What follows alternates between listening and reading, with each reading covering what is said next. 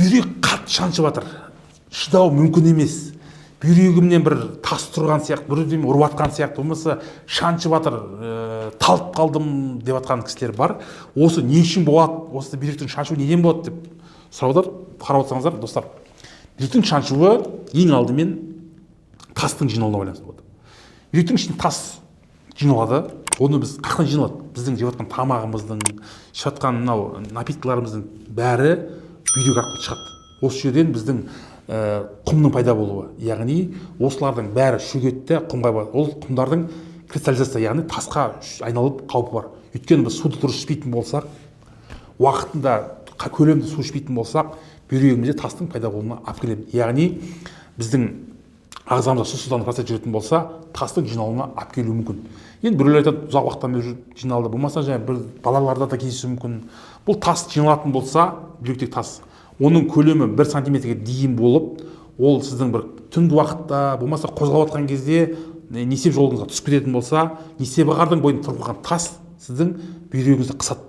Қысқан кезде бұл жерде тастың жан-жағы үшкір болады, бұл жаңағы тегіс емес болғандықтан сіздің нерв жүйелеріңізге тигендіктен бүйрегіңіз қатты шаншып ауырады. Осыдан бүйрек шаншуы пайда болады. Ең бірінші себеп осы.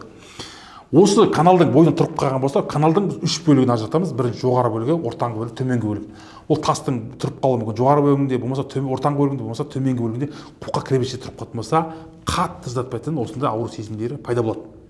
Енді бүйректің қабыну ауруларымен салыстыратын болсақ, бұл жерде қатты шаншу болмайды, бірақ болады, бірақ температура көтерілуі мүмкін біреулерде.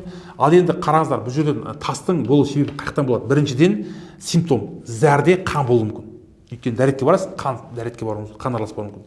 Екіншіден бізде приступ қатты болуы мүмкін. Оң жақта, сол жақта болмаса қаяқтан кезеді, соған байланысты қатты приступ береді. Осы кезде біз шыдауы мүмкін емес болады. Ал енді осы тасты қалай анықтаймыз? Әрине біз УЗИ арқылы бірінші, егер УЗИден көрсетпейтін болса, компьютерлік томография арқылы тастың бар жоғын нақты анықтап біле аламыз. Ал бізге компьютерлік томография не береді? Тастың көлемін береді, размерін. Екіншіден тастың тығыздығын. Ол дәріге ерей ме, ерімей ме? Бұны томография бізге көрсетіп береді. Осыған байланысты ары қарай дәрігер емдеу тактикасына кіріседі. Оны алудың 2 жолы бар. Бірінші жолы, әрине бұл дәрі-дәрмектің көмегімен, медикаментозды дәрі-дәрмектің көмегі арқылы зәрден тасты түсіруге болады. Екінші, егер дәрі-дәрмекке түспейтін болса, ермейтін болса, онда өкінішке орай оперативтік лечение, яғни ота жасау керек болады. Отаның 2 түрі бар. Біріншісі, мына зәр жолыңызға кіру арқылы, наркоз беру арқылы, осы тасты іштен лазердің көмегімен сындыру арқылы сыртқа шығарамыз. Екінші жағы, әрине, егер тасты осы сырттан сындыру мүмкіндігі болатын болса, тастың тығыздығы, болмаса жаңағы бүйрек іріңдемеген, асқынбаған да болса, оны тасты сырттан сындыруға мүмкіндік бар. Осы арқылы жарты сағат 40 минуттың ішінде тасыңызды сындырып, қолыңызға беру мүмкін. Осыған байланысты тастың сыртқа шығаруын алдынатын осы оперативті, болмаса консервативті жолмен емдеуге болады.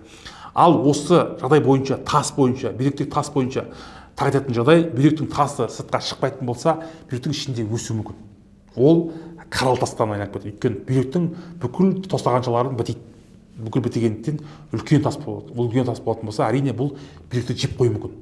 Асқынуы бүйректің солуына алып келуі мүмкін. Болмаса ісініп барып, бүйрек істемей қалуы мүмкін, істен шығуы мүмкін. Ол жағдайларға байланысты кейде тасты алады, операция арқылы бүйректі садақ қылады. Енді асқынып кететін болса, бүйректі бірге алып, нефректомия жасап, бір бүйректен айырылып қалу мүмкіндігі бар. Соған байланысты бүйректегі тас өте маңызды. Соған байланысты не жеп жатсыз, не ішіп жатсыз, міндетті түрде қадағалаңыз, және де жылына кем дегенде 2 рет ультраззвук зерттеуге бүйрегіңізді түсіріп қойыңыз. Өйткені сіз білмейтін кезде бүйрекке тас жиналып қалуы мүмкін. Ол тас ертең сіздің түбіңізге жетуі мүмкін. Соған байланысты әрқашан ауруды алдын алайық, достар. Осы видеом сіз үшін пайдалы болған болса, ақпараттың пайдалы болған болса, бұл видеоны достарыңызға таратыңыздар, репост жасаңыздар, және де біздің каналға тіркелуді ұмытпаңыз. Қоңырашаны басып, келесіде қандай тақырыпты қозғайық, астына пікір қалдырып жазып кетіңіз. Егер де осы тас бойынша менің жеке ақыл консультацияма келем дейтін болсаңыздар, нөмір қалдырып кетем, сол нөмірге хабарласып, бүйрек тас ауруы бойынша келіп кеңес алсаңыздар болады. Аман та жүрсек, аман сау болыңыздар.